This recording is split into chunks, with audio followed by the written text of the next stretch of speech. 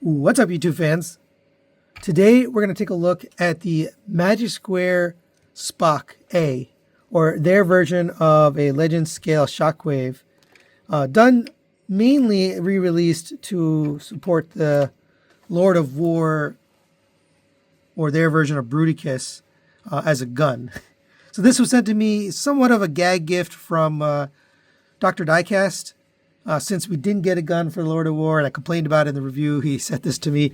Oh, of course, since then, I've gotten a bunch of guns for the Lord of War. I got one from 3D printed all the way from Australia. I got another one 3D printed from the QQT set. So I got plenty of guns, and now we got this guy. I never looked at this figure, the original release, so I thought it was worthy of doing a review. I will show it with the Lord of War when we get it to combine mode. Into alt mode. But let's first take a look at this guy. He does have a little bit of paint. You got silver for the ears, black for the face, yellow for the eyes. Translucent with silver behind it. Silver on the elbows, thighs, and feet. You do have silver for the backpack, which will become the front of the gun. You do have to install the rubber hose yourself. There's 2 of them in the box, so I guess just in case you mess one up or break it. Let's go over his articulation. There are some loose joints, just like typical with Magic Square Legends. Some of the tolerances are good, some aren't. Head is on a ball joint. It gets all the way back to there. Done well. Down to there. You get side to side, and it rotates. I don't know if they were always doing the cutout on the back of the head like New Age was doing, but that's definitely a good idea. Shoulders rotate around on a hinge, out to the side on a hinge. Lifts up on this joint, do the transformation, but gets you way up to there. You have a rotation at the bicep. Double jointed elbow, full bend. You have a rotation at the wrist on a peg. You have a rotation at the waist. That could stand to be a little bit tighter. Ab crunch gets you way down, all the way down to there. That's pretty nice. It is a double jointed ab crunch, so it can hinge backwards as well. Hip skirts, single hip skirt on the front, single hip skirt on the back, and then on the side. If you move those out of the way, legs will kick up to there, back to there, out to the side. This is a very loose joint, the ball joint.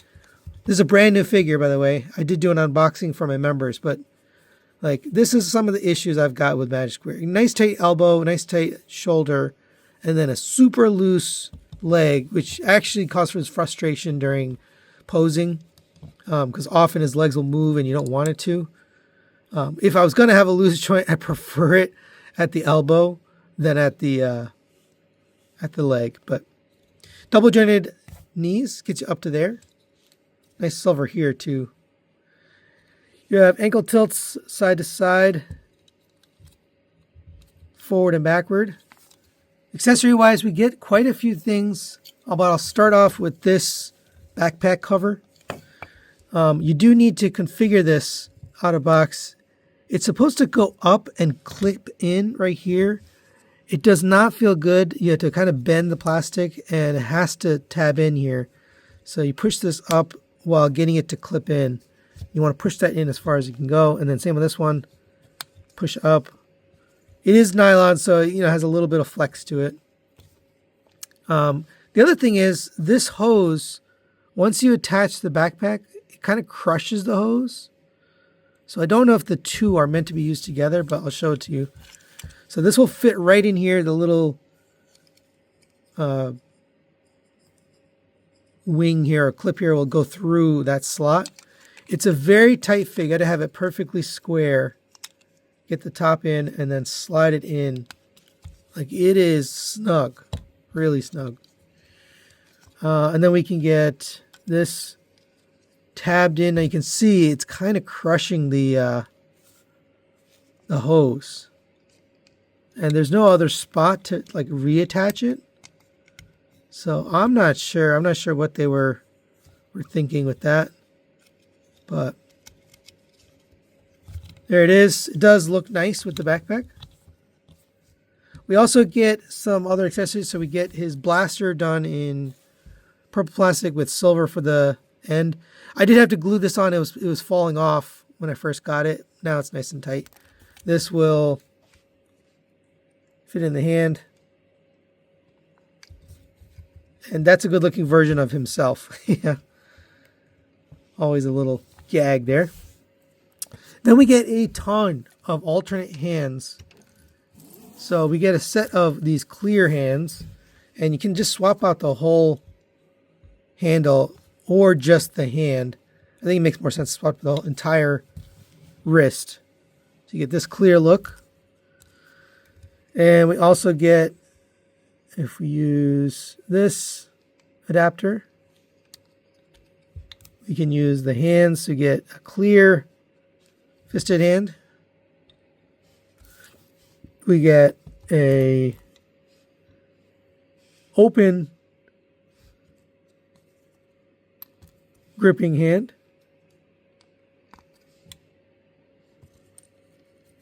We get a, oops, that's one of the issues I've been talking about, but we get a saluting hand, and that's going to go on this side. So, and there's a couple of adapters, so you can have the hands permanently attach those adapters since they give you a couple. But if you're using one of the ones that's not attached, obviously I'll have to switch it. Let's go back to the translucent. And you do get this, saluting hand. So you can bring that like this. Very nice. And then you get all of those hands, saluting, fisted, and open gripping hands in the clear, or in the opaque. So if you want, you can use those. I'm not going to show them again. I just wanted to mention you have all those options here for hands. For size comparison, there it is next to the New Age David, their version of Optimus Prime. I don't have another Magic Square Legends figure here, but pretty big figure.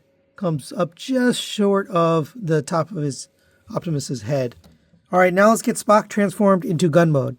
And it's relatively straightforward, a simple transformation, but there's a couple things to watch out for, just to be careful with.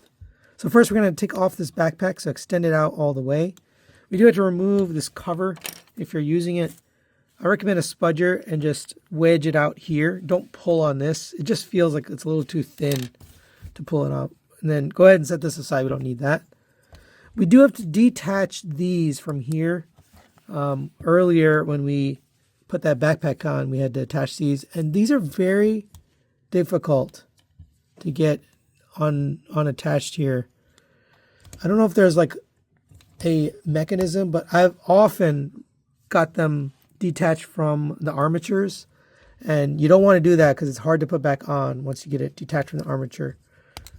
All right, there we go. I guess pushing down is the easiest way. All right, so leave those open. Just make sure they're unclipped. We're going to lift up the arms. We can open up this backpack here, fold the head in, which kind of happened on its own. Flip that in, bring your arms up. This is going to come around to this side of the arms. And the arms are going to meet in the middle. There's a tab right here in the top of the arm that's going into the other arm. So bring these in on their double hinges and get them tabbed together. You can look from this side, I guess, so you can see what you're doing. And then these silver pieces are going to clip into the tabs on the outside of the hands or the wrists. So bring this down and get that tabbed in on both sides. And it's also tabbing in up here. And on the bottom, you're going to tab this armature into the bottom. It just tabs right there. All right, so that's the front of the gun. Now we'll take care of the legs. Lift up this panel. Lift up the side hip skirts. And we'll take care of the legs. So I'll do one leg. Go ahead and pull the leg down on this hinge. I think that's one of the reasons why the legs are so, complex and loose, is because of the way they had to do this. Then we're going to come to here. We're going to extend out on this. This is just on a double hinge, so it rotates out. We can come to the inside here and flip out this little purple panel. For the foot, you're going to lift it up, rotate it around. On the inside of the foot, there's a little slot that's attaching to a tab right there. So get that tabbed in, and then rotate up on the heel so it meets up with this back piece. All right, then we're going to rotate the thigh around, and on the back, we're going to lift up on this panel. We're going to accordion down on this double hinge. Then you're going to lift up on this. This is going to tab into the bottom of the what's now the knee, but it's a tight fit, so you kind of have to almost stretch the plastic to make it meet up with this joint. And I don't like how it feels, but it does tab in there, and then fold this down on that side. On the front, we're going to tab the leg into this front section right here, and then make sure it's pushed in. And then on this side, we can close the hip skirt to fill in that gap. And then this will plug into a slot right here on the front hip skirt, and also align and slot into this tab. So get that one on, and then get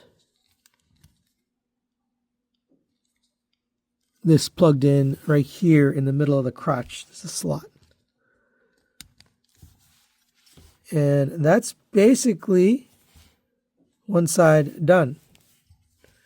So go ahead and do the same thing on the other side. I'm going to do it off camera. I'll be right back.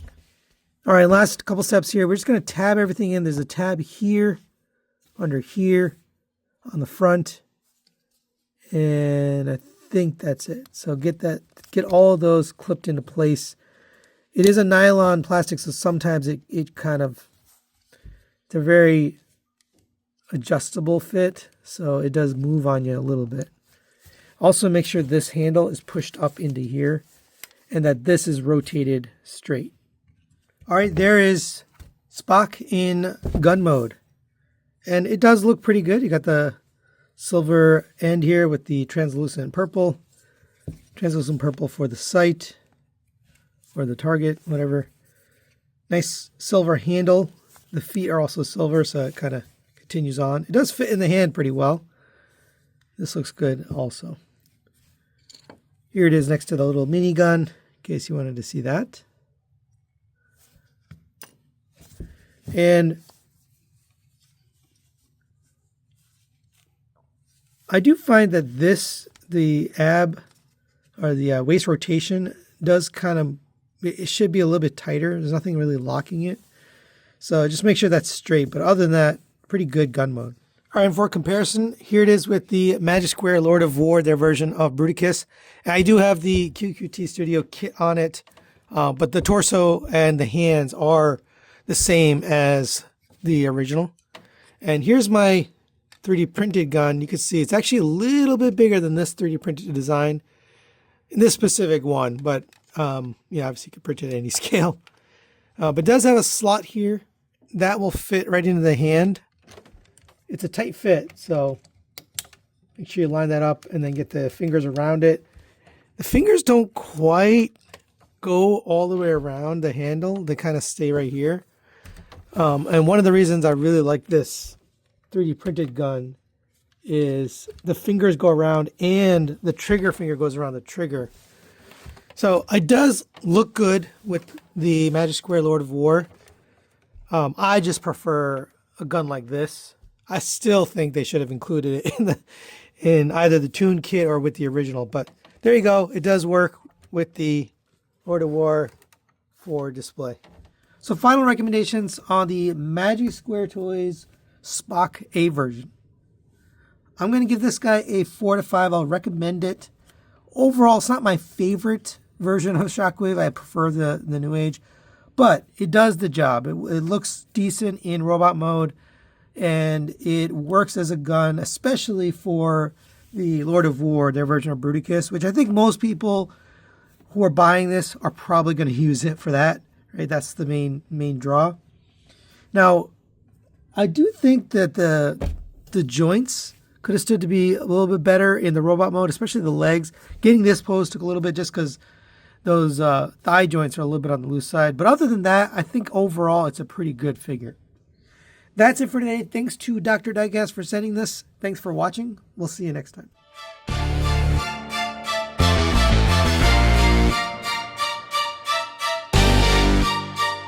TM Reviews. What's up, YouTube fans?